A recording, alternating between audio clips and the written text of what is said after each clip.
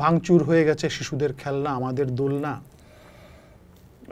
রাস্তার বাম নেই, শ্রমিকের ঘাম নেই, টাকাদের দাম নেই বা কিছু নেই, চিঠিটার খাম নেই,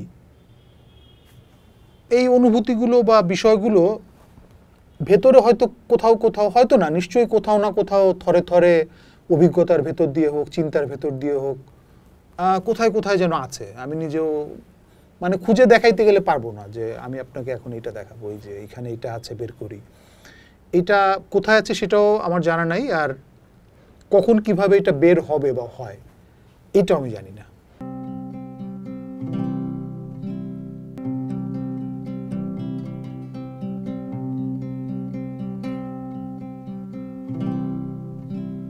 গানের জন্য গান হয়ও না, তাহলে গান কিসের জন্য হবে? গান কিভাবে হয়, কিভাবে সুর তৈরি হয়, কিভাবে গানটি মানুষের কাছে পৌঁছায়, এই সব গল্প আমরা আজকে করব। আমাদের সাথে আছে সহজিয়া ব্যান্ডের রাজু ভাই। রাজু ভাই গান লেখেন, গান করেন, সুর করেন তার ব্যান্ড মেম্বারদের সাথে নিয়ে। তা আমরা আজকে তার সাথে আলাপ করব।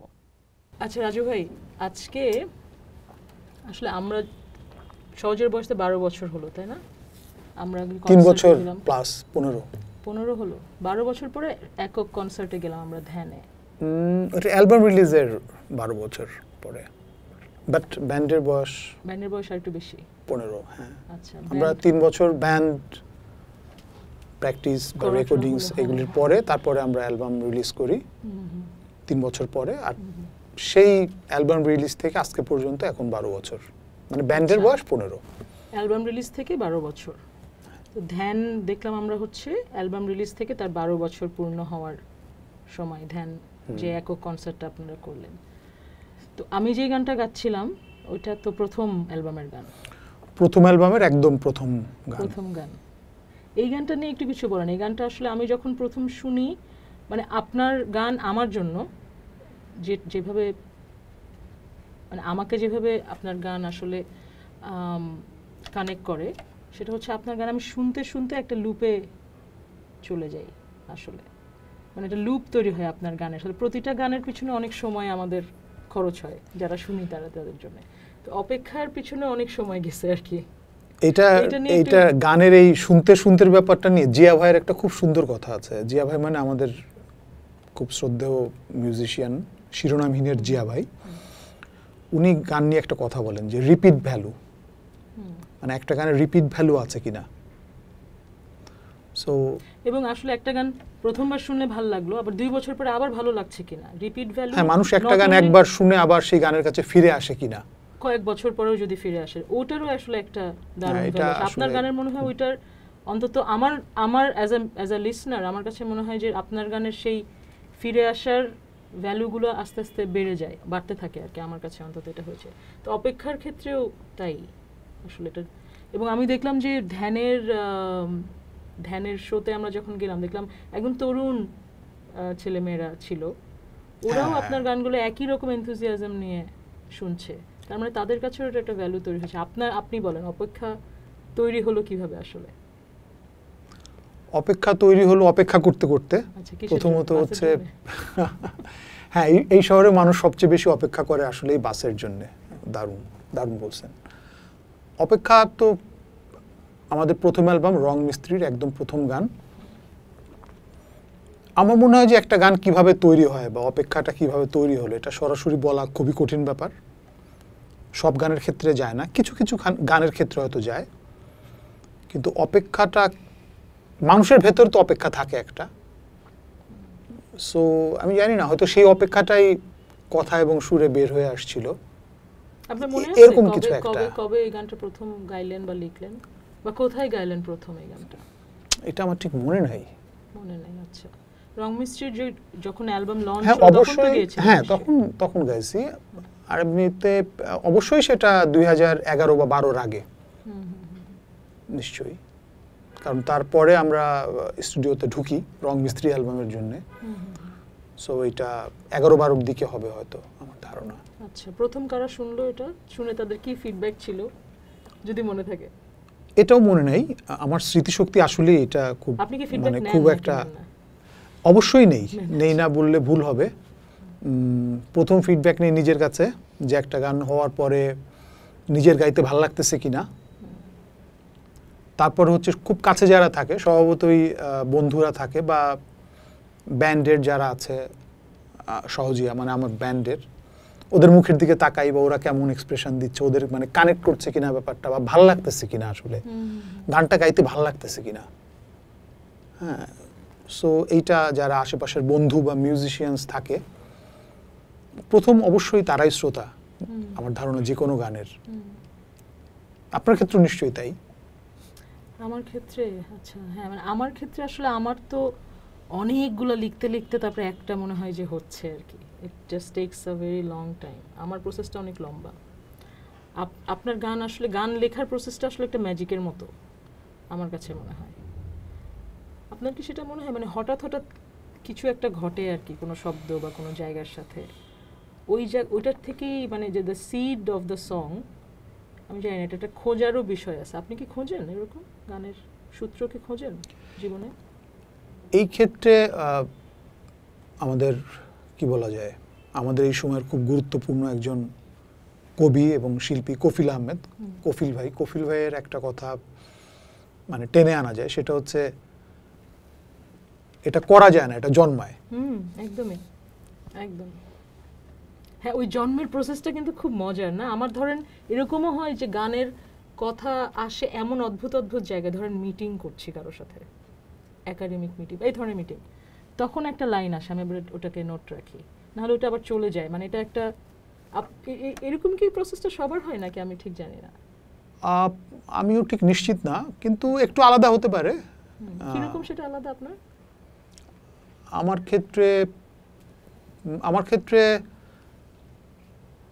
অধিকাংশ সময় যেটা হয়, যখন একদম অলস থাকি আর কি, মানে এটাকে অলসও বলা যেতে পারে অথবা একাকিত্বও বলা যেতে পারে, যে যখন খুব একা আছি বা অলস আছি, বা একা আছি মানে যে একদম নির্জন আছি তা না, জনমানবের ভেতর দিয়েও, ধরেন আপনি রাস্তা দিয়ে হাঁটছেন, ফার্ম গেট দিয়ে হাঁটছেন, আপনি একা হাঁটছেন কিন্তু আশেপাশে তো অনেক মানুষ, তো ওই ভেতরের থেকে একা থাকার যে ব্যাপারটা, এইটা একটা পরিস্থিতি, এই পরিস্থিতি কমন। বাট খুব অনেস্টলি বললে এটা ঘুমের মধ্যে হয়। আমার মনে হয় যে আমি স্বপ্নেও দু একটা গান লিখি, স্বপ্নেও গান লেখা হয়, আসলে আমি ঠিক নিশ্চিত না। এমনিতে ধরেন এটা তো এক ধরনের প্রসেস, হ্যাঁ, যেটা আপনি হাঁটতেছেন বা ওইরকম গান আসে, কোনো পার্টিকুলার ঘটনায় তাড়িত হয়ে কি গান আসে, মানে কোনো একটা ঘটনা সেটাও ঘটে, হয়। ওটা কি আপনাকে তৈরি করে কিনা, কোনো গানের চাপ, মানে মনে, আসলে তো এটা তো একটা প্রেশার যে গানটা লেখার, এটা না প্রেশার তখন হয় যখন, না প্রেশার মানে কি, মানে কিছু একটা বলার একটা তৈরি হয়, মানে কিছু একটা লেখার বা কিছু একটা গাওয়ার চাপ তৈরি হয়, ওটা কি কোনো ঘটনার প্রেক্ষিতে হয়ে থাকে কখনো? কখনো হয়তো হয়, বা এটা খুবই কম, কিন্তু কখনো একদম হয়নি সেটা না। যেমন একটা গান দেয়াল, আমাদের কিছুদিন আগে আমরা একটা গান রিলিজ করেছিলাম, দেয়াল। চুপ করে থেকো না, ঢেউ এসে লাগে চোখে, এভাবে দাঁড়িয়ে থাকলে কিন্তু দেয়াল বলবে লোকে। শুনে একটু গানটা। ওকে, দেয়াল, হ্যাঁ, গানটা ছিল এরকম। আমি গিটারটা নামায় রাখবো। গানটার গল্পটা হচ্ছে যে তখন আমার কাঁধে সবসময় একটা গিটার থাকতো, আমি মিটিংয়েও যেতাম গিটার সাথে নিয়ে। তো কোনো একটা মিছিলে প্রচণ্ড অ্যাটাক হলো, মিছিলটা পুলিশ অ্যাটাক করলো। কত সালে এটা? আমি শিওর না, এটা 8-9 সালে হতে পারে, 10 সালেও হতে পারে। এটা তেলগ্যাস কমিটির একটা মিটিং ছিল, তেলগ্যাস বিদ্যুৎ বন্দর যে জাতীয় কমিটি, তাদের কোনো একটা এই মিছিল ছিল, সেই মিছিলে আমিও ছিলাম। তো আমাদের এই নেতা, এই মিছিলের যিনি নেতা ছিলেন, আনু স্যার, তো উনি প্রচণ্ড মার খেলেন, মানে পুলিশ মেরে শোয়াই ফেললো রাস্তায়, একদম যেটাকে বলে একদম ফেলে দিল আর কি রাস্তায় পুরা। এই দৃশ্যটা, আমি খুব কাছেই ছিলাম, এই মিছিলে ওনার পাশেই ছিলাম। তো এই একটা পরিস্থিতি, ভয়ঙ্কর পরিস্থিতির ভেতর থেকে এসে যখন আবার শাহবাগের দিকে আসলাম, পার্কে যেখানে আমরা গিটার টিটার নিয়ে আড্ডা দিতাম, সেখানে দেখলাম যে পৃথিবী সুন্দর। তো পৃথিবী আসলেই সুন্দর, ওটাও ঠিক ছিল, কিন্তু আমি যেহেতু ওরকম একটা ঘটনার মাঝখান থেকে আসছি, আমি এটাকে নিতে পারতেছিলাম না। আমার মনে হচ্ছে ওই জায়গায় এত বিপ্লব বিদ্রোহ, ওই জায়গায় এমন মিছিল মিটিং, আর এই জায়গায় সবাই চুপ করে আছে, এটা কিভাবে হয়? তো তখন এই দেয়াল গানটা করা।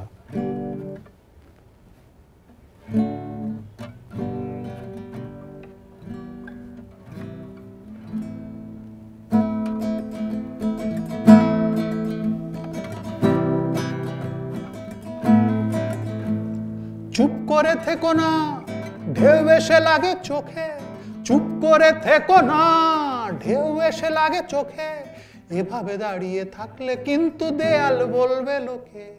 জ্বলে জ্বলে পুড়ে যাও, বলে বলে চলে যাও, হে জ্বলে জ্বলে পুড়ে যাও, জ্বলে জ্বলে পুড়ে যাও, তোমাকে হয়তো পাবে না রাত্রি, কথাটা কিন্তু থাকে। চুপ করে থেকো না, ঢেউ এসে লাগে চোখে, এভাবে দাঁড়িয়ে থাকলে কিন্তু দেয়াল বলবে লোকে।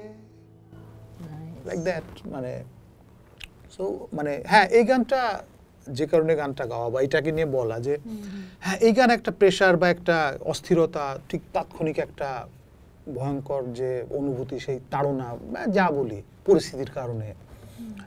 বাট সব গান যে এরকম হবে বা হয় এরকমও না। না, সেটা বলছি না, আমি বললাম যে অনেক সময় তো এরকম ট্রিগার থাকে আর কি, কোনো কোনো ঘটনা আমাদের, তো এই যে আপনি যেরকম একটা ঘটনার কথা বললেন, একটা ট্রিগার্ড ভাবে ট্রিগার তৈরি করে আর কি গানের ইয়ের ক্ষেত্রে, রাইট?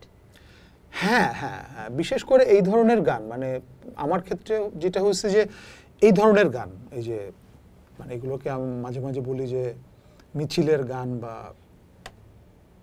মিছিলের গান বলাই ভালো, এই ধরনের গান একটু। তারপর আরেকটা গান, এটা এখন রিলিজ না, পাগল ও প্রেসিডেন্ট একটা গান আছে। সো ওই গানটাও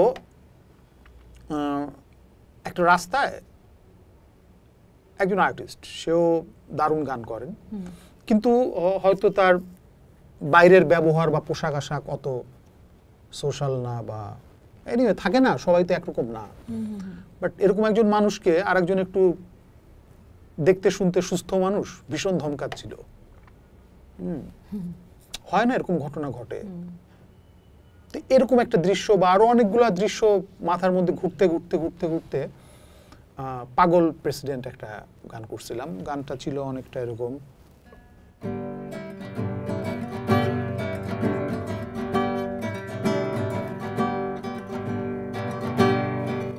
একজন কবি হেঁটে যায়, একজন কবি বসে থাকে, একজন শিল্পীকে দেখো সে ক্যানভাসে ঢুকে যেন কি ছবি আঁকে।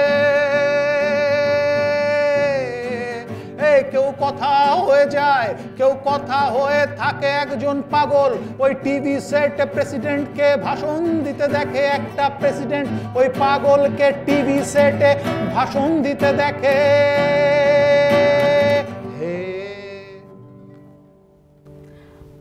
Like that. সো এই ধরনের কিছু গান আছে যেগুলি এরকম, যে বিভিন্ন পরিস্থিতিতে কোন একটা। হ্যাঁ, আপনার ব্যান্ডের কথায় আসি।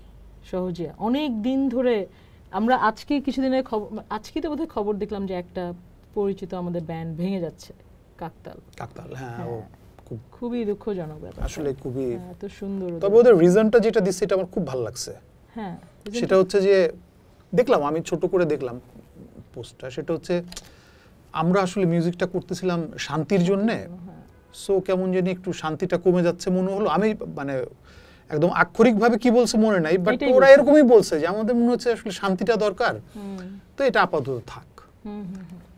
ওয়াও, এটা অনেক সুন্দর না আসলে। এরপরে আর কোনো কথা নাই। ব্যান্ড করা তো একটা, মানে এটা তো ব্যান্ডের কথা বলেন, ব্যান্ড টিকায় রাখা বা একটা ব্যান্ডকে এই যে এত বছর ধরে সবার একসাথে থাকা, তার মধ্যে নানা জনের নানা ঝামেলা এবং জীবন, লাইফ, ইউনো, দ্যাট হ্যাপেন্স। এই জার্নিটা আসলে কেমন আপনার সহজিয়ার ক্ষেত্রে কেমন? খুবই সুন্দর, মানে খুবই সুন্দর যে আসলে আমরা এমন একটা সময়ে থাকি বা সিভিলাইজেশনের এমন একটা পর্যায়ে আছি, একজন মানুষ আরেকজন মানুষের মুখের দিকে বেশিক্ষণ তাকায় থাকতে পারে না। তো সেখানে 5 জন মানুষ যারা আবার শিল্পী, তারা প্রত্যেকের মুখের দিকে প্রত্যেকে বছরের পর বছর তাকায় আছে, এটা একটু চ্যালেঞ্জিং, বাট নিশ্চয়ই কোনো একটা আনন্দ আছে, নাহলে তো থাকতো না। সো আমাদের সহজিয়ার ক্ষেত্রে বলতে পারি যে আমরা খুবই এ ব্যাপারে কি বলা যায়, আমাদের সাকসেস খুব ভালো, সেটা যেভাবেই হোক।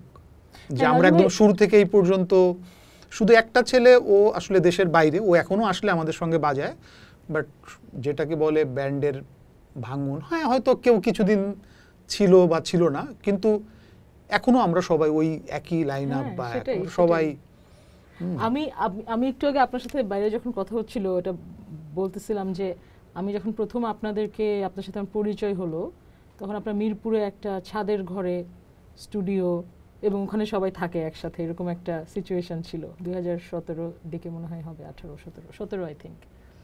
তো ওইটা খুব আমার ভালো লাগছিল দেখে, যে এটাও সম্ভব যে সবাই একসাথে থাকে সারাদিন এই মিউজিক নিয়ে চিন্তা করে। তখন আপনাদের ব্যান্ড হিসেবে আমি ব্যক্তিগতভাবে জানতাম না আপনাদের কথা, কিন্তু এই যে প্রসেসটা আমি দেখলাম, এই প্রসেসটা তো আসলে সহজ হওয়ার কথা না, কারণ প্রত্যেকেরই তো নিশ্চয়ই ওই সময়টা ধরেন 3 মাস একসাথে থাকবো বা 1 বছর একসাথে থাকবো বা 5 বছর, এই ডেডিকেট করাটা নিজেকে, এটা তো একটা মুশকিলের ব্যাপার। আসলে মুশকিলের ব্যাপার মানে ইটস নট ইজি, মুশকিল না বলে বরং এভাবে করে বলি, it's not an easy thing to do, যেটা আপনার ব্যান্ডের এই 5 জন মেম্বার করেছে। এইটা খুবই এক্সাইটিং। এটা কি সব ব্যান্ড কীভাবেই করে নাকি আমি জানি না। আপনার মানে ব্যান্ড হতে হলে কি এরকম হতে হয় যে সবাই একসাথে সারাক্ষণ থাকবে, মিউজিক করবে? এটাই কি আসলে ব্যান্ড ফর্মের প্রক্রিয়া নাকি নানা রকম প্রক্রিয়ার মধ্যে দিয়ে হয়? আসলে আমি তো একটা ব্যান্ড করছি না, অন্য দেখেন না আশেপাশে? আসলে খুব কম দেখছি, মানে এইটা একটা আমাদের ব্যাপার যে আমাদের ব্যান্ডের আমরা ব্যান্ড হিসাবে আমরা একটু আসলে আনসোশ্যাল। হ্যাঁ ঠিক। হ্যাঁ, দেখবেন যে আমরা প্রায় কোথাও নাই। আমরা আমাদের ব্যান্ডেরটা বলতে পারবো, হ্যাঁ আমরা আছি একসঙ্গে, যেভাবেও আছি আর কি, বুকে জড়ায় ধরে বা হাতে কামড় দিয়ে একজন যেভাবেই হোক এখন পর্যন্ত আছি। আচ্ছা, হ্যাঁ রাজু ভাই, ছোট পাখি। হ্যাঁ, ছোট পাখি গানটা আপনি শুনছেন? শুনছি। হ্যাঁ, কি মনে হয়েছে আপনার? ওইটা আপনার ইয়েতেই শুনছিলাম, আপনার ওই মিরপুরের বাসাতে যখন রেকর্ডিং চলতেছে হ্যাঁ সেকেন্ড অ্যালবামের। হ্যাঁ, এবং আমি আপনাকে বলছিলাম এই গানটাই সবচেয়ে ভালো হয়েছে, তখন আপনি খুব নির্মমভাবে বলছিলেন যে আসলে সব গানই নিজের মতো করে ভালো, বা এই টাইপের কোনো একটা, মানে আমি বলছিলাম এটা সবচেয়ে ভালো লাগছে বা এরকম একটা কিছু আমি বলার চেষ্টা করছি। হ্যাঁ, আপনার এই মানে দ্বিতীয় কথাটা ঠিক আছে যে আমার ভালো লাগছে, কিন্তু ভালো হইছে এটা বলাটা কঠিন, ভালো লাগছে বলাটা সহজ। ভালো হইছেই বোধহয় বলছিলাম আমি, মনে নাই ঠিক, জানি না কি বলছিলেন, বাট আপনি তখন খুবই মানে বললাম না নির্মম হয়ে বলছেন আসলে সবগুলোই যার যার মতো ভালো, বা এই টাইপের একটা কি জানি একটা বলছিলেন আপনি। তখন আপনার সাথে কম পরিচয় ছিল, তো কম ছিল, হ্যাঁ হয়তো জিনিসটাকে খুব তাত্ত্বিকভাবে একটা, হ্যাঁ খুব একদম ব্যাট করে সীমানার বাইরে। না আসলেই ধরেন সবগুলি গানই মানে আপনি যে গানগুলি করেন, মানে আপনার যে গানগুলি আছে কোনটা বেশি ভালো কোনটা কম ভালো, এই গ্রেডিংটা করা তো আসলে মুশকিল, অন্তত আমার জন্য মুশকিল, বা আমার মনে হয় আপনার জন্যও। কেউ কেউ হয়তো কোনো গান বেশি পছন্দ করে, আপনার কোনো কোনো গান আপনাকে সেটা বেশি গাইতে হয়, আমাদেরও হয়। আমরা যখন স্টেজে যাই জানি যে মানুষ কোন গানটা বেশি মানে বেশি চিল্লাপাল্লা করবে কোন গানটা নিয়ে, তো সেটা হয়। কিন্তু আসলে তার মানে ওই গানটা সবচেয়ে ভালো এরকম না আর কি। ওই গানটা আপনি তো আপনার গানের পাখির, আপনার একটা মানে পাখি বিষয়ক অনেক গান আছে আপনার, পাখি নিয়ে আপনি একটা দুষ্ট ছেলে আছে, ওর নাম হচ্ছে যাই হোক বৃন্ত, ও আমাকে পাখি ভাই বলে ডাকে। মানে এত পাখির গান শোনায় আসলে আমাদের, যেমন মাছরাঙা একটা গান আছে, তারপরে বোকা পাখি আছে, তারপরে ছোট পাখি, তারপরে স্বপ্নের আকাশ স্বপ্নের পাখি, স্বপ্ন হারালে একা একা থাকি। গানের মধ্যে পাখি আসলে কোনো, এটা কি কোনো সিম্বলিক অর্থ আপনার কাছে আছে নাকি? আমাদের লোগোতেও একটা মানে আমাদের যে ব্যান্ডের যে ওইখানে একটা পাখি আছে। তো ছোট পাখি নিয়ে একটু আলাপ করি চলেন। ছোট পাখি গানটা তো অনেকে শুনছেন, মানে পপুলার গান আর কি সহজিয়ার, তাই না? নাকি আপনি চেহারা দেখে মনে হচ্ছে মনে পপুলার না? ওকে, অনেক পিপল শুনছে, সুতরাং এটাকে পপুলার বলা যেতে পারে। বাট একটা ইম্প্যাক্ট আছে গানটার। এই গানটার একটা মানে আমার মনে হয় আমাদের মানে বাংলা গানের যেই ধারা, সেই ধারায় ছোট পাখি গানটা একটা স্ট্যান্ডস আউট আমার হিসাবে। ওকে, এবং এটা পরবর্তীতে বোধহয় মৌসুমী ভৌমিকও গাইছিলেন একবার, বা বিভিন্ন সময় গেয়ে থাকেন। তো ওটাও একটা ইন্টারেস্টিং যে উনি এইটা তো একটা ব্যান্ডের একটা গান, বাংলাদেশি ব্যান্ডের একটা গান উনি গাচ্ছেন। এটাও তো খুবই একটা আনন্দের ব্যাপার বটেই, কিন্তু একই সাথে ইম্প্যাক্টফুল, কারণ উনি তো সব গান করেন না আসলে। হ্যাঁ, উনি তো, এটা তো একটা কি বলবো আসলে অনেক বড় প্রাপ্তি আমাদের জন্য, যে আসলে উৎসাহ বা স্বীকৃতি। কে বলছিল আমার মনে নাই, যে তোমার কাজের 99% হচ্ছে পরিশ্রম বা তোমার নিজের অধ্যবসায়, বা আর 1% হচ্ছে স্বীকৃতি। তো সেটা সবাইকেই আসলে তাজা করে, বা ভেতরে কাজের অনুপ্রেরণা, সেটা তো সবাই খুঁজে মানুষ। তার চেয়ে বড় ব্যাপার কোন মানুষটা এটা বললেন। তো স্বীকৃতি তো অনেকের কাছ থেকেই অনেকে পায়, কিন্তু এরকম একজন মানুষ যার গান গিয়ে আমরা বড় হয়েছি, ইনফ্যাক্ট ওনাকে এই কথাটা কখনো বলা হয় নাই, আজকে আপনাকে বলি। আমার গিটারের প্রথম বাজানো গান হচ্ছে, ওনার সঙ্গে আমার দেখা হচ্ছে সামনে, কিন্তু ওনাকেও সামনাসামনি আমি এটা বলার কাছে, যে ওনার একটা গান আছে না, চিঠি। তো চিঠি গানটা খুব সহজ বাজানো, হ্যাঁ, এবং এটা আমি তো যে কর্ড, এই কর্ডটা প্রথম শিখছিলাম, তো এই কর্ডটা দিয়ে লেনার্ড কোহেনের একটা গানের ভীষণ প্রিয় ছিল ওই গানটা। তো আমি এই একটা কর্ডই পারি, তো একটা গান দিই, এখন সকাল এখানে সকাল মেঘলা, এই মানে আমার প্রথম গিটার হাতে নিয়ে গাওয়া এই গান। এরকম একজন মানুষ, সে বলতেছে না তোমাদের গান টুকটাক হয়। তো এটা তো আসলে একটা, এরপর আর কি চাই আসলে একজন মানুষের অনুপ্রেরণার জন্য, আর কিছু লাগে না আসলে। ছোট পাখি গানটার লিরিক্স নিয়ে একটু আলাপ করি আমরা। হ্যাঁ, আদিবাসী শামুকের ঘর নেই, এটা মানে আপনি যে লিরিক্স যে লিখছেন আপনি, এটা আসলে মানে কি চিন্তা থেকে আপনি এটা করতেছেন, মানে লিরিক্সগুলো আসতেছে কিভাবে? এটা খুব স্ট্রং ইমেজেস আছে গানটাতে, ছোট পাখিতে। তো ইমেজগুলো মানে আসতে আপনি কিভাবে করে এগুলোকে, মানে আপনার মনের ভিতরে তৈরি হচ্ছে কিভাবে, এটা জানতে চাই। এই প্রশ্নটার উত্তর আমিও মাঝে মাঝে আমার কাছে জানতে চাই। আচ্ছা, উত্তর নাই, এবং যে মানে প্রত্যেকবারই ডিফারেন্ট উত্তর আছে, সুতরাং বুঝি যে আসলে এটার কোনো উত্তর নাই। মানে কিন্তু একটা জিনিস ঠিক, যে উত্তর সরাসরি স্ট্রাকচারালি এইভাবে নাই, বা সরাসরি হয়তো নাই, কিন্তু এই অনুভূতিগুলো কোথাও না কোথাও তো ভেতরে আছে। আমি হয়তো জানি না কোথায় আছে বা কেন আসতেছে, কিভাবে আসতেছে, এইটা হয়তো আমি ব্যাখ্যা করে বলতে পারবো না। কিন্তু ভাঙচুর হয়ে গেছে শিশুদের খেলনা, আমাদের দোলনা, রাস্তার বাম নেই, শ্রমিকের ঘাম নেই, টাকাদের দাম নেই, বা কিছু নেই, চিঠিটার খাম নেই। এই অনুভূতিগুলো বা বিষয়গুলো ভেতরে হয়তো কোথাও হয়তো না, নিশ্চয়ই কোথাও না কোথাও থরে থরে অভিজ্ঞতার ভেতর দিয়ে হোক, চিন্তার ভেতর দিয়ে হোক, কোথায় যেন আছে। আমি নিজেও মানে খুঁজে দেখাইতে গেলে পারবো না, যে আমি আপনাকে এখন এটা দেখাবো, এই যে এখানে এটা আছে, বের করি। এটা কোথায় আছে সেটাও আমার জানা নাই, আর কখন কিভাবে এটা বের হবে বা হয় এটাও আমি জানি না, কিন্তু কোথাও আছে অভিজ্ঞতার বা অনুভূতির, ভালোবাসার বা ওই আবেগের, ওইটা বোধহয় আছে ভেতরে। আর এইটা ওই যে মানে কিছু বিষয় থাকে, যেমন কিছু গান থাকে, যেমন ওই যে একটা দেয়াল গানের কথা বললাম, যে এটাই ঘটনার প্রেক্ষিতে তৈরি হয়। হ্যাঁ, কিন্তু মনে হয় 90% ক্ষেত্রেই আসলে এটা অজানা, বা 90% ক্ষেত্রেই এটা। আচ্ছা, স্বপ্নের মধ্যে যখন একটা গান হচ্ছে, স্বপ্নের মানে ঘুমের মধ্যে একটা গান, হঠাৎ করে আমি ঘুমাচ্ছিলাম, ঘুম থেকে উঠে হঠাৎ করে ও আচ্ছা এটা ছিল, এটা ভুলে যাবো আমি এক করে, কারণ স্বপ্ন বেশি সময় মনে থাকে না। সো তখন এটা রেকর্ড করছি, বা তখন এটা রিয়েলিটি। তো ওইটা কিভাবে, মানে এটার মানে ঘটনা কোইন্সিডেন্ট, বা এটা ব্যাখ্যা করা কঠিন আসলে। আপনি যখন গান করছেন বা গত 10 বছর 12 বছর ধরে আপনি যখন গান করছেন, আরও তো অনেক তরুণ মিউজিশিয়ানস দেখছে আপনার গান, বা হয়তো বা আপনার মতো করে গান লিখতে চাচ্ছে, বা নিজের রাইটিংটাকে এইরকম একটা ধাঁচে বা এই বাংলা গানের যেই ধারা সেটার ধাঁচে ফেলতে হয়তোবা চাচ্ছে, নিশ্চয়ই চাচ্ছে। কেউ না কেউ বসে হয়তোবা সহজে লিরিক্সটা পড়ে বুঝতে চাচ্ছে যে কিভাবে করে এই ধরনের, মানে এটা অনেকটা আপনার তো মানে স্বপ্নে পাওয়ারটা আপনি ঠিকই বললেন, এটা আসলে একটা মেডিটেটিভ বিষয় আছে এখানে কোনো একটা জায়গায় গান লেখার ক্ষেত্রে। তো এই উনারা মানে যারা বিভিন্ন ভাবে হয়, এটা হ্যাঁ, বলছি যে বিভিন্ন কখনো ভাবে জেগে ঘুমায়, মানে কখনো রাস্তায়, কখনো এটা আসলে।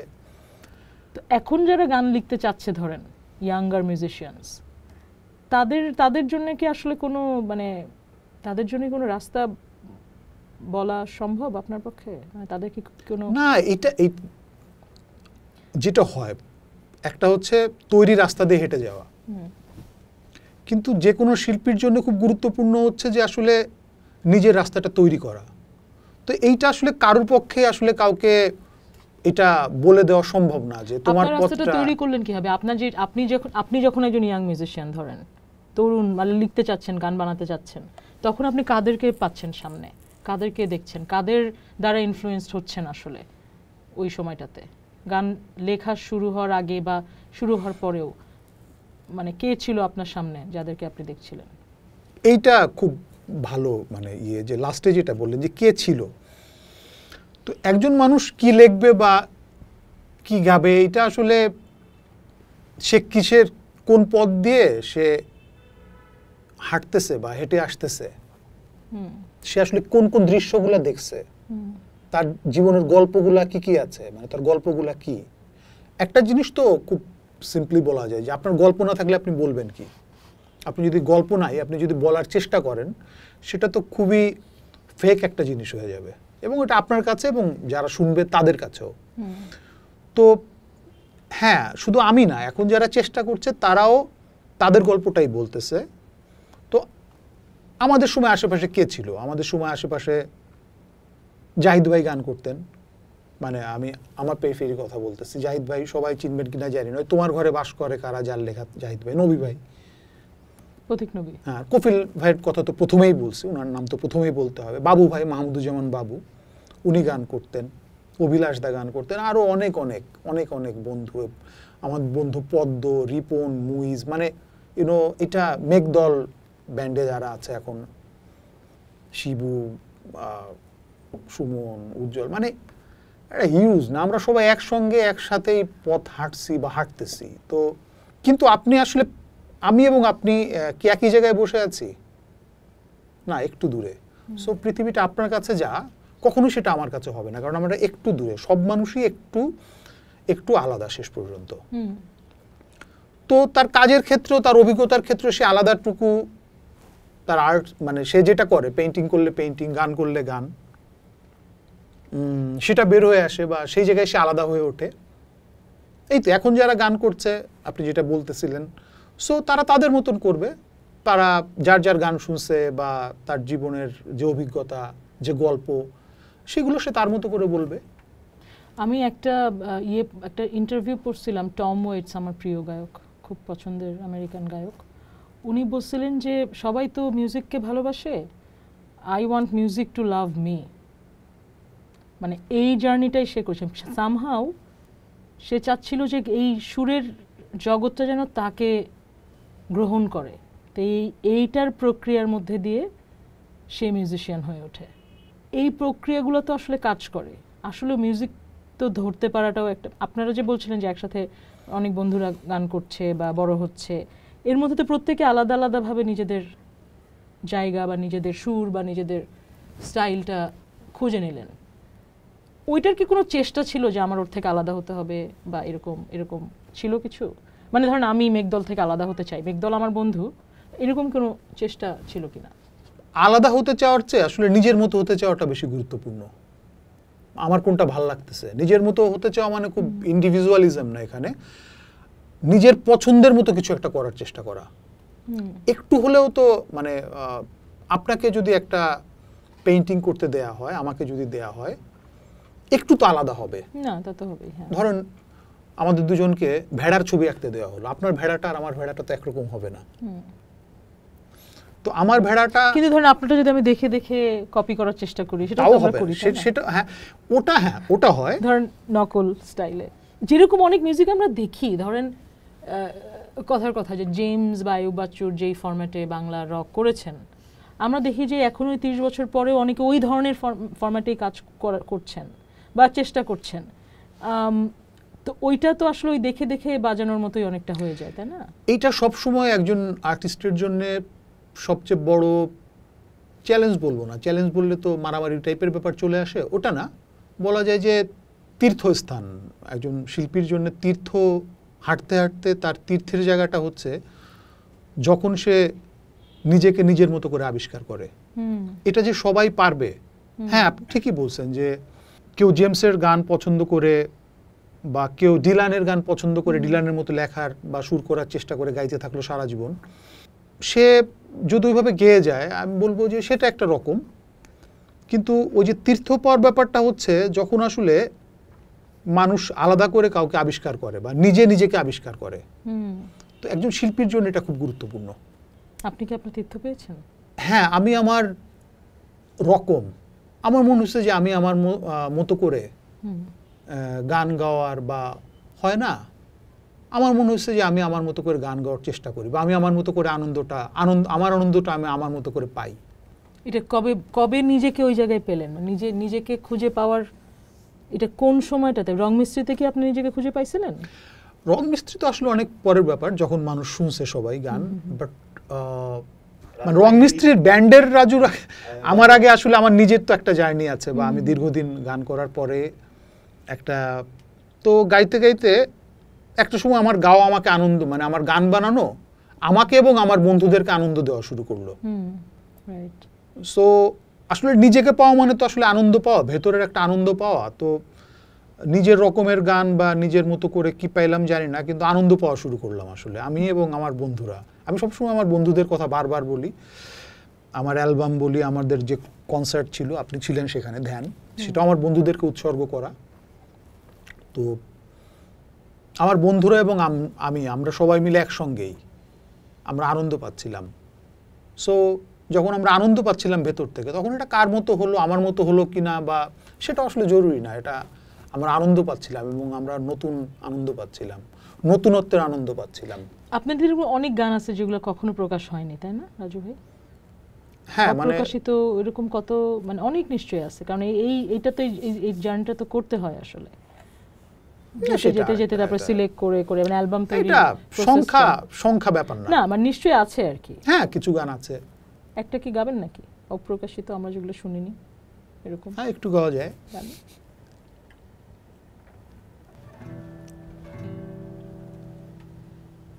ছোটের স্কেল কি হবে? You know I am the worst guitarist. আমার আশেপাশে মানুষদের মধ্যে আমি সবচেয়ে খারাপ গিটার বাজাই, তো আমি আছি আপনার সাথে।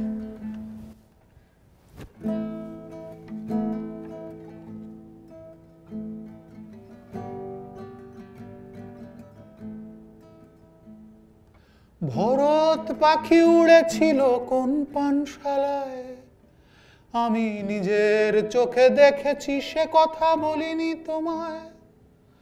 সুন্দর এসে ডানা ঝাপটায় ফিরে গেছে হায়, আমি নিজের চোখে দেখেছি, তবুও বলিনি তোমায়।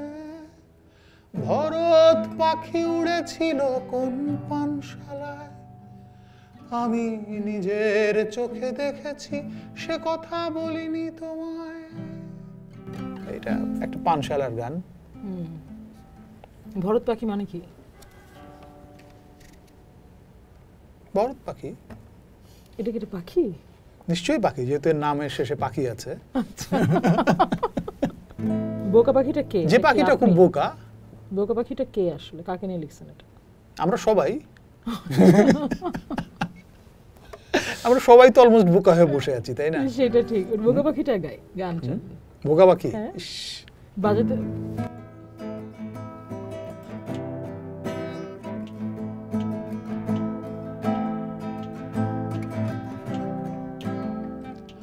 কেন ভালো লাগে না, মন তা বোঝে খোঁজে না স্বপ্নে যে তাই আসা যাওয়া। একটা বোকা পাখি হয়ে বসে থাকি, ভাবনা রাখি শুকনো ডালে এলোমেলো হাওয়া। কেন ভালো লাগে না মনটা বোঝে না, খোঁজে না স্বপ্নে যে তাই আসা যাওয়া। একটা বোকা পাখি হয়ে বসে থাকি, ভাবনা রাখি শুকনো ডালে এলোমেলো হাওয়া। এটা খুব চমৎকার, কনসার্টে মানুষ তো মুগ্ধ হয়ে শোনে। আমি পপুলার গান না? পপুলার গান। পপুলার। পাখির কথা বললেন, আমার নদী আমার খুব প্রিয়। পাখি কতটা প্রিয় আমি শিওর না, পাখিও প্রিয়, অবশ্যই প্রিয়, কিন্তু কতটা আমি জানি না, বাট নদী আমার ভীষণ প্রিয়। অনেক প্রিয়। থ্যাঙ্কস, নদীর নাম সামহাও মাথায় আসছে। আমাদের কোনো নদী নাই, তাই নদীটার কথা গল্প করি আমরা সবাই। আমাদের কোনো নদী নাই, তাই নদীটার কথা গল্প করি আমরা সবাই। জল উত্তর থেকে আসে, জল দক্ষিণ থেকে আসে।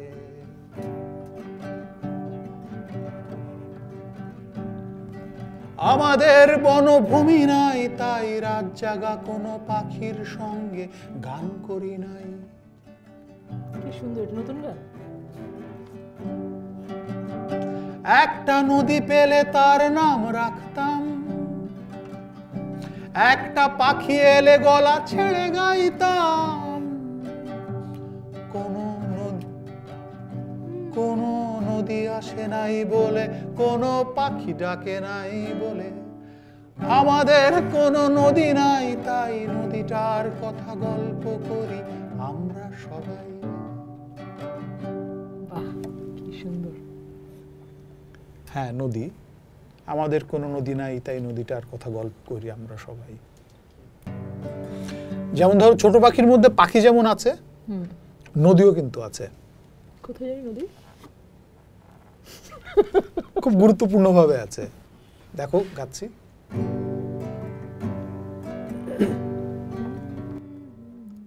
ও পাখি, ও পাখি, গানটা হেরে গেছে, নদীটা ফিরে গেছে, পাহাড়টা সরে গেছে, সাগরটা মরে গেছে, আদিবাসী শামুকের কোনো ঘর নেই।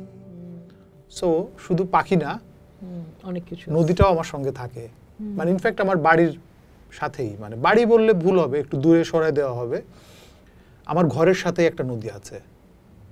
কি নাম নদীটার? নদীটার নামও খুব সুন্দর, নবগঙ্গা। বাহ। নড়াইলে আমার ঘর থেকে প্রায় 20 মিটার দূরেই নদীটা। আমি যে ঘরে ঘুমাই, ছোটবেলায় রেগুলার ঘুমাতাম, এখন মাঝে মাঝে যেয়ে ঘুমাই। হ্যাঁ, আপনার একটা গান আছে ফেরা, ওইটা নিয়ে আপনার সাথে একবার আমার এই আলাপটা হচ্ছিল। ঠিক সময় ঠিক কথাটা বলছো, যে আমার বাড়ি এবং ঘরে ফেরা।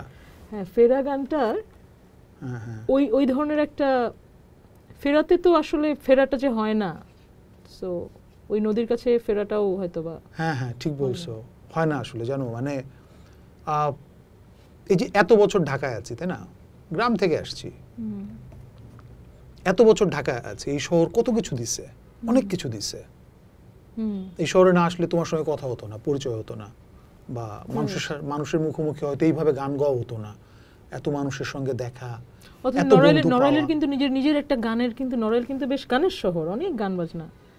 ঠিক আছে, হ্যাঁ, বাট হয়তো এই গানটা হতো না যে গানটা আপনি এখন গাচ্ছেন। তো কিন্তু এরপরও ওই যে যখন এই শহরে আসি, তখন ভাবছিলাম একদিন ফিরে যাব, ওই ফেরার ইচ্ছাটা এখনো আছে আর কি, বা ওইটা এখনো ফিরে চলে যেতে ইচ্ছা করে, কিন্তু ফেরা হয় না।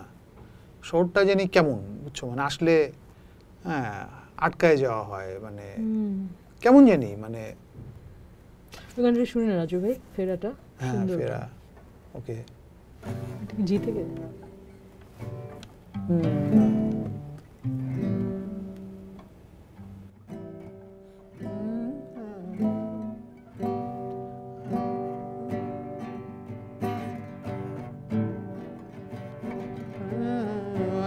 শহর, এত এত ঘর, এত এত তুমি আমি সব কিছু পর, এত গান এত সুর কত চেনা মন, সব মুখ কথা বলে যাচ্ছি যখন আকাশের ওই নীলে, ভাবছি যাব চলে আকাশের ওই নীলে, ভাবছি যাব চলে, পথটা ভব ঘুরে ফেরে না, ফেরে না, হলো না ফেরা, হলো না, হলো না ফেরা, হলো না।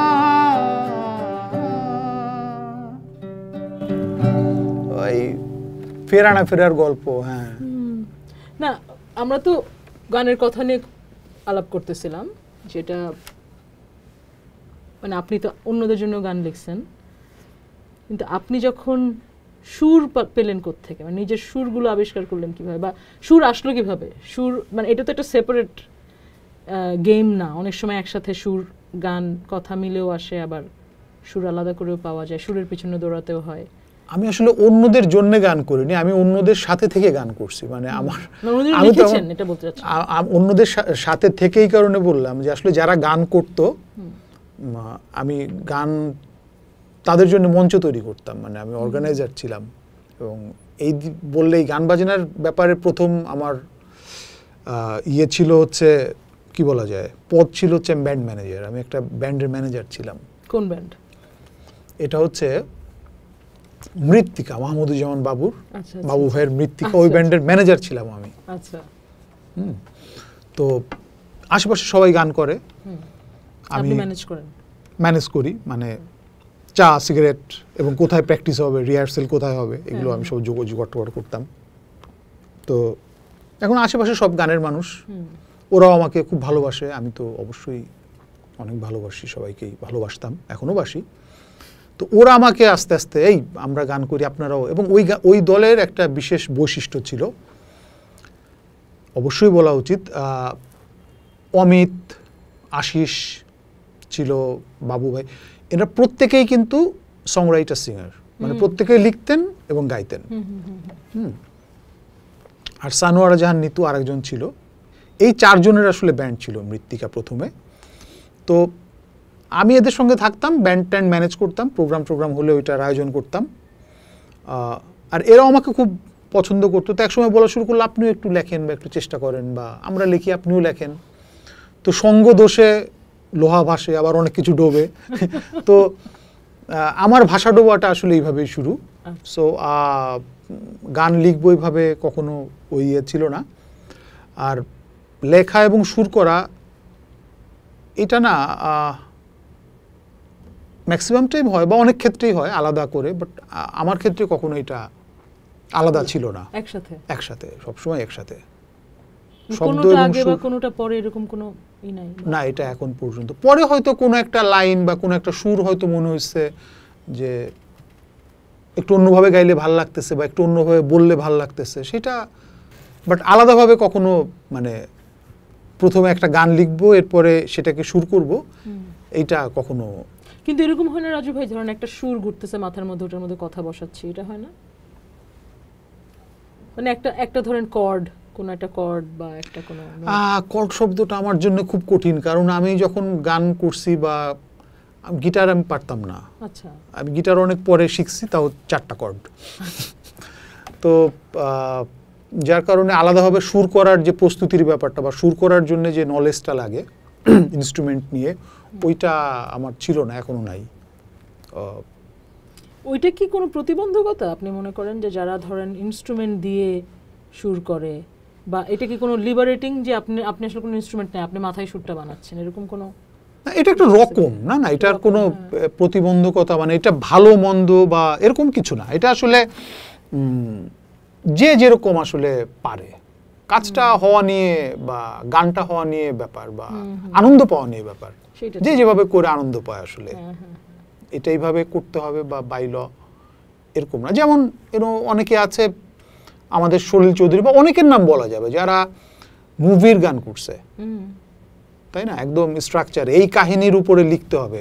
হ্যাঁ, জাভেদ আখতার হয়তো এই গল্প স্ক্রিপ্টের উপরে লিখছেন, হ্যাঁ, এআর রহমান সুর করছেন, বা তো এইটা আরো অনেক, আমার কাছে মনে হয় আরো অনেক বড় ব্যাপার, কঠিন কাজ। বা আমি যে মানে, তো কোনটা ন্যাচারাল বা কোনটা বড় কোনটা ছোট বা কোনটা এরকম কোনো আসলে বিষয় মনে হয় নেই।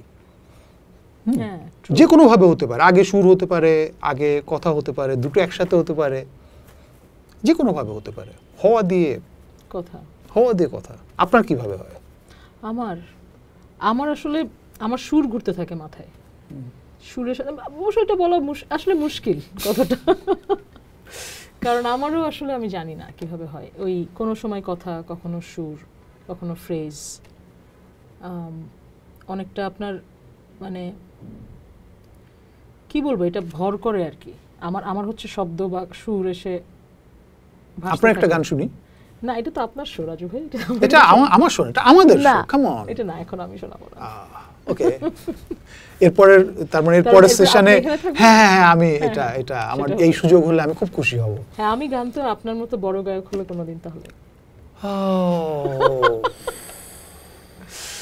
বড় গায়ক মানে, হ্যাঁ আমি লম্বায় মোটামুটি মানে এভারেজ বাঙালিদের থেকে একটু লম্বা, সেটা ঠিক আছে। ওই হিসাবে সেটাই। প্রথম কোন গানটা সুর করলেন ও গাইলেন? ওই যে বললাম আলাদা করে সুর বা প্রথম গান কোনটা ছিল আপনার মনে আছে রাজু ভাই, যেটা সবচেয়ে ধরেন যে গানটা হয়তো কেউ শুনে নাই, কাউকে দেখাননি, বা কখনো রিলিজ তো হয়নি নিশ্চয়ই প্রথমটা, নাকি হয়েছে? আমার না মনে নাই, কিন্তু ওই যে প্রথম গানগুলির ভেতর থেকেই বাবু ভাই প্রথমে যে গানগুলি করছিলেন, লাইক আমরা পরে করছি অচেনা শহর বা মেঘবালিকা একটা গান ছিল, তখন কেউ কেউ এই গানটা শুনছে, মেঘবালিকা ও মেঘবালিকা। এটা কি বাবু ভাই গেছিলেন? হ্যাঁ, বাবু ভাইয়ের অ্যালবামের নাম টাইট মানে প্রথমে এই গানটা ছিল মেঘবালিকা, ওইটা ছিল শুরুর দিকে অচেনা শহর এরকম। তারপর তানের জন্য যে গানগুলি করছিলাম ওইগুলো শুরুর দিকের গান এরকম, কিন্তু এক্সাক্ট কোন গানটা যে প্রথম করছি আমার মনে নাই। এই 20-22 বছর আগে হবে হয়তো। তান নিয়ে একটু আলাপ। ওকে, মানে আমাদের গানের মানে আমার পার্সোনালি গানের শুরুর জায়গাটা বলতে গেলে একটা যেমন মৃত্তিকা ম্যানেজার, বাবু ভাইয়ের ম্যানেজার, তারপরেই আসে হচ্ছে তান হচ্ছে আমাদের ক্যাম্পাস। এই যে বললাম যে মৃত্তিকায় আরো যারা যে কয়জন ছিল আমাদের বন্ধু বান্ধব, এর মধ্যে অমিত, আশিস, আমি এবং নিতু, আমরা 4 জন ক্যাম্পাসের, ডিইউ ক্যাম্পাসের। তো এই ক্যাম্পাসের আমাদের 4 জনের একটা ব্যান্ড তান, সেটার একটা অ্যালবামও আমরা করে ফেলছিলাম এখন এখানেই। ওই অ্যালবামে আসলে আমি ওইটা মানে নিজে গান গাওয়ার যে ব্যাপারটা ফর্মালি ওখানে গাইলেন প্রথম। হ্যাঁ, ওইখানে। আচ্ছা, সেটা একটা অদ্ভুত ব্যাপার ছিল। আচ্ছা, তখন কি ছাত্র আপনি? হ্যাঁ, তখন ছাত্র, আমরা তখন সবাই ছাত্র, তানের অলমোস্ট সবাই ছাত্র বা প্রায় শেষ হয়েছে বা এরকম একটা অবস্থা আর কি, ক্যাম্পাসে আছি নাই এরকম একটা টাইমের কাজ।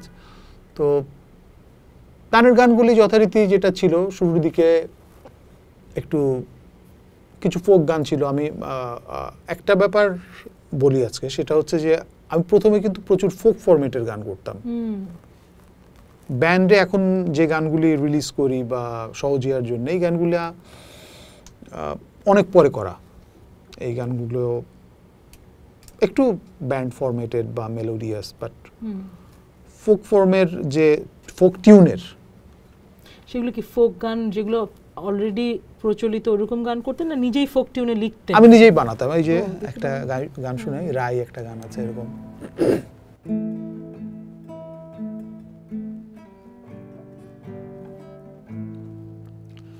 ও রাই রাইলো বন ফুল ঝরে ঝরে যাই,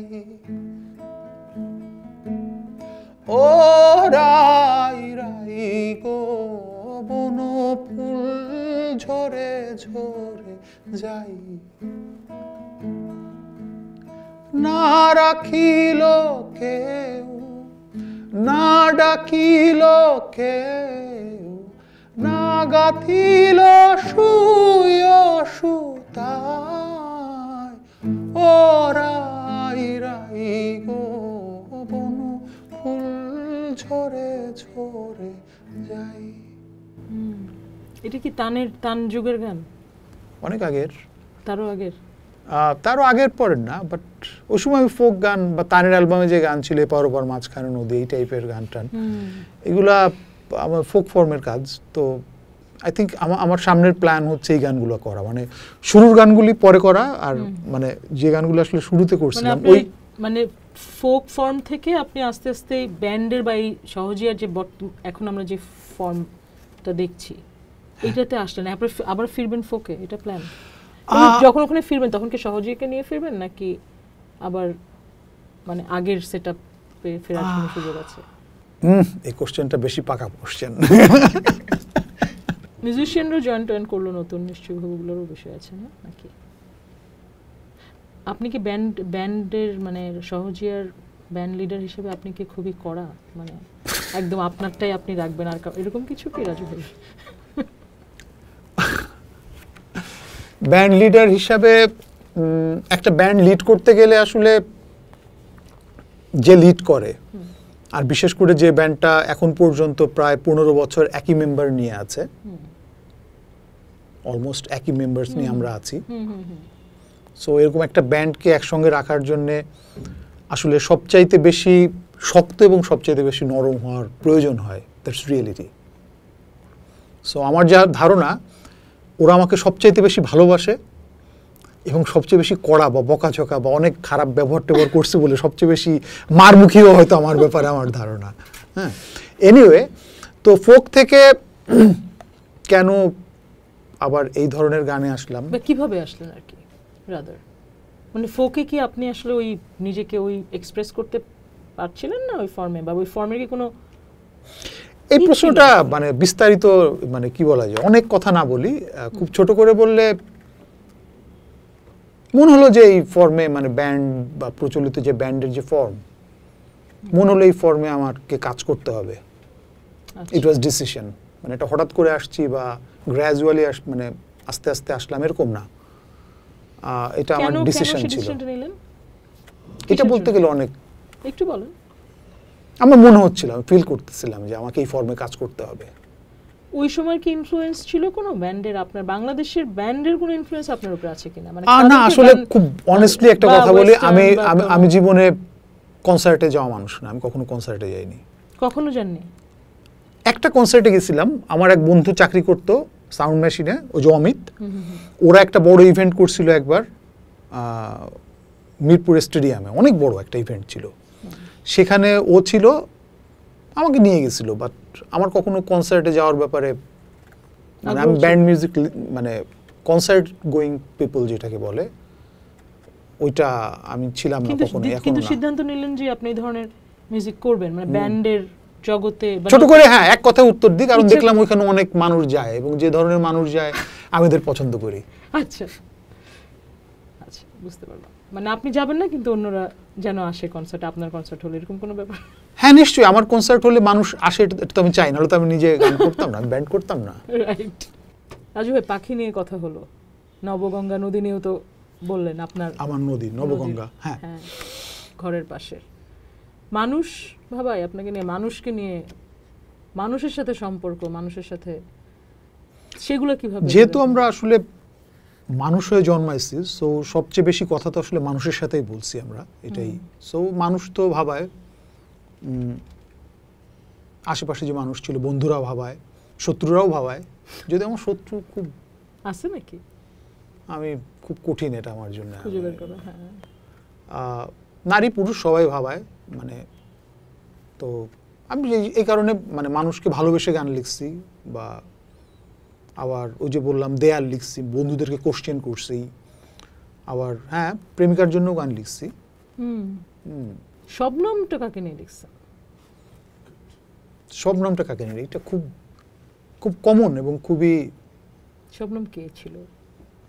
খুবই আমার জন্য এটা, এই কোশ্চেনটা খুবই কমন, এই অর্থে যে এই কোশ্চেনটা আমিও আমাকে করি প্রায়, এবং এটার উত্তরটা আমি দিতে পারি না। নিশ্চয়ই কোনো মেয়ে, শবনম নামটা তো মেয়েদের হয়, সো কোনো একটা মেয়ে আসলে, কিন্তু জানেন না আপনি কে সে, এটা কি কোনো আমি জানি না, না। Imaginary character? হ্যাঁ হতে পারে, আমি কিন্তু আমি হতে জানি পারে না। মানে কি, either yes or no, right নাকি? হ্যাঁ নিশ্চয়ই কোনো ইমাজিনারি, হঠাৎ করে নামটা বের হয়ে পড়ে না। হুম। আপনি তো প্রেমের গানগুলো কি এরকম ইমাজিনারি নারীদেরকে নিয়ে লিখছেন নাকি? অনেস্টলি বললে না, সব না, কেউ কেউ বাস্তবেও ছিল। ছিল? আচ্ছা আচ্ছা আচ্ছা, এটাও ঠিক। কেউ কেউ মানে কি, একজন নাকি অনেকজন? যেটা হয় কি যে মানে ইন দ্যাট সেন্স যে কাম অন, মানে আমি আমার নদীটাকে ভালোবাসি, আমার নদী, তোমার নদী কোনটা আমাকে কেউ জিজ্ঞেস করলে আমি বলবো নবগঙ্গা।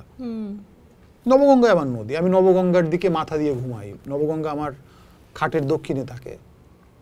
কিন্তু পৃথিবীর আর সব নদীর দিকেও তো আমি তাকাই, হয়তো সব নদীতে আমার স্নান হয় নাই, কিন্তু চিত্রাও তো আমার প্রিয় নদী, মধুমতি আমার প্রিয় নদী। সো আমি শুধু নবগঙ্গা নিয়ে গান করেছি বা সেটা বলাটা ঠিক হবে? ঠিক হবে না। তুমি শুধু শবনম না, আরো অনেক। হ্যাঁ আসলে এটা পথ, আসলে পথের যে দৃশ্যগুলো আসলে ওই যে গ্রো করাইছে সেভাবে গ্রো হয়েছে। গাছকে ভালোবাসা মানে তো শুধু একটা গাছকে বা নদীকে ভালোবাসা মানে শুধু তো একটা নদী না। তো সেটা তো হতেই পারে অনেক মানুষ নিয়ে গান লেখা, অনেক বন্ধুদেরকে নিয়ে লেখা, হ্যাঁ, অনেক প্রিয় এবং প্রিয়াদের নিয়ে লেখা, সেটাও হইতে পারে। শবনমকে সংকট স্বীকার করতে বলছিলেন কেন? কি সংকট শবনমের? ওকে, আমরা যে সময়ের মানুষ, আমাদের আসলে পার্সোনাল কোনো সংকট থাকে না। আপনি নিশ্চিত থাকেন যে আপনার যে ভালো লাগা এবং মন্দ লাগা যেগুলি আছে বা যেগুলি সংকট সুবিধা আছে, আপনার আশেপাশের অনেক মানুষেরই সেটা আছে। এই কারণে আসলে আমরা যখন বলি বা আমি পার্সোনালি যখন গাই, ভুলে যাও শবনম, দাগগুলো মুছে ফেলো, সংকট স্বীকার করে নাও, দেখো নেই বলে কিছু নেই, একবার চেয়ে দেখো সব কিছু এখানেই, এটা মনে হয় যে আমি আমাকে বলছি, আপনাকে বলছি, আমার বন্ধুদেরকে বলছি যারা সামনে আছে, আসলে সবাইকে বলছি। এই গানটা বাজাইতে পারবো আমি জানি না।